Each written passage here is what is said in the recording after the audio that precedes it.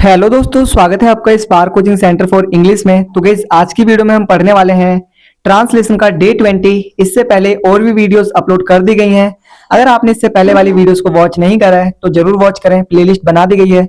साथ ही साथ आपको यहाँ पर डेली यूजेस सेंटेंसेस भी करवाए जा रहे हैं, जिनको मैं हिंदी टू इंग्लिश ट्रांसलेशन के माध्यम से आपको रोज करवाता हूँ।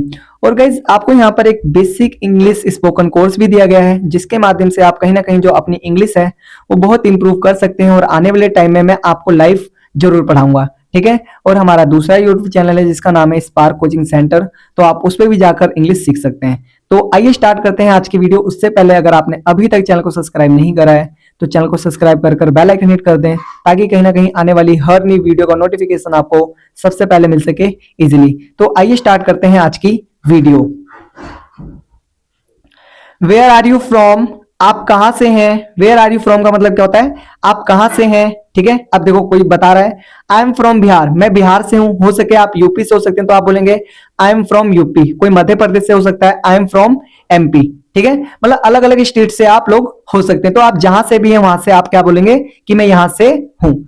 इट इज पॉसिबल, ये संभव है। इट इज पॉसिबल का मतलब ये संभव है, मतलब कोई सा काम है ऐसा। Is this possible? Is this possible? हाँ, दिस इज पॉसिबल या इट इज पॉसिबल, ठीक है। ऐसा भी हो सकता है ना, क्वेश्चन को पूछे इज दिस पॉसिबल, क्या ये पॉसिबल है? Yes, this is possible, it is possible. तो ऐसे लुक हियर, यहां देखो। लुक हियर का मतलब क्या होता है? यहां देखो।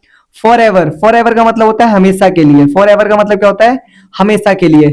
अकॉर्डिंग टू मी, मेरे अनुसार। अकॉर्डिंग टू मी का मतलब क्या होता है? मेरे अनुसार। ही इज राइट, वह सही है। वह सही है। ही इज राइट का मतलब क्या होगा? वह सही है। बट वाई, लेकिन क्यों? लेकिन क्यों? एटलीस्ट, एटलीस्ट का मतलब होता है कम से कम। कम से कम। वॉच आउट, देखो। वॉच आउट का मतलब क्या होता है? देखो, वॉच आउट, देखो।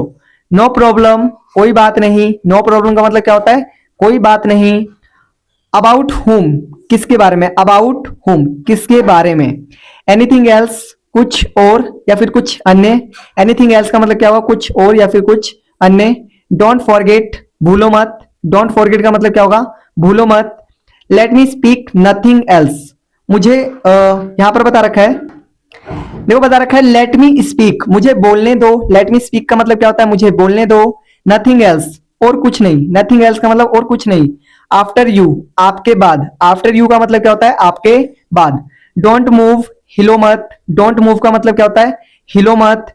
Are you sure, are you sure का मतलब क्या होता है? क्या आप पक्के हैं?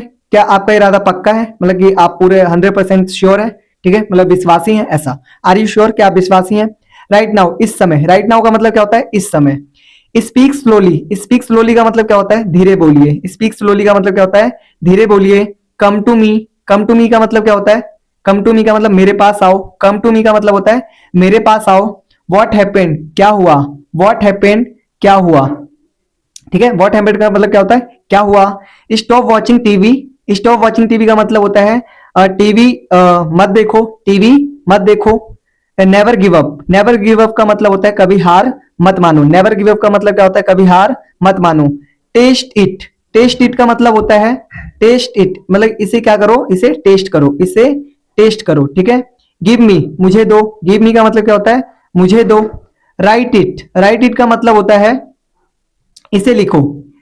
Sorry, right it, right it का मतलब होता है इसे लिखो। I am hungry, I am hungry, मैं भूखा हूं। आई एम हंग्री, मैं भूखा हूं। व्हाट इज दिस, ये क्या है? व्हाट इज दिस का मतलब क्या होता है? ये क्या है। शो मी, मुझे दिखाओ। शो मी का मतलब क्या होता है? मुझे दिखाओ। आई एम थ्रस्टी, मैं प्यासा हूं। आई एम थ्रस्टी का मतलब क्या होगा? मैं प्यासा हूं। डोंट जंप, डोंट जंप का मतलब कूदो मत। डोंट जंप का मतलब क्या होता है? कूदो मत। डू यू नो, क्या आप जानते हो? डू यू नो का मतलब क्या होगा? क्या आप जानते हो? तो गाइज, आज भी हमने एक ट्रांसलेशन करा और लगभग हमारा जो डे 20 है वो कंप्लीट हो गया है। आपको जस्ट करना क्या है कि जितनी भी अभी मैंने आपको इंग्लिश करवाई है, इसका आपको खुद से ही हिंदी ट्रांसलेशन करना है और देन आपको चेक करना है। अभी मैं वीडियो के अंत में आपको पूरी हिंदी दिखा दूंगा, तो आपको उस हिंदी को भी चेक करना है, ठीक है। और अगर अभी तक आपने चैनल को सब्सक्राइब नहीं करा है तो चैनल को सब्सक्राइब कर ले, साथ ही साथ बेल आइकन हिट कर लें, ताकि इसी तरीके की बेहतरीन वीडियोस आपको टाइमली मिलती रहे और आप कहीं ना कहीं अपनी इंग्लिश को इनहेंस कर सकें। आइए अब इसकी हिंदी देख लेते हैं। तो गाइस ये इसकी हिंदी है, जो भी मैंने अभी आपको इंग्लिश टू हिंदी ट्रांसलेशन करवाया। आपको जस्ट करना क्या है, हिंदी टू इंग्लिश ट्रांसलेशन आपको खुद करके देखना है और देखना है कि आपकी मिस्टेक्स कहाँ हो रही हैं, ठीक है। अगर आपका 19-20 का फर्क हो रहा है तो इट डजंट मैटर, आपको करना है चीजों को। अगर ज्यादा हो रहा है तो आपको कहीं ना कहीं आपको ट्रांसलेशन सीखने की आवश्यकता है, ठीक है। तो गाइस मिलते हैं फिर नेक्स्ट वीडियो में, तब तक के लिए टाटा बाय बाय, जय हिंद जय भारत।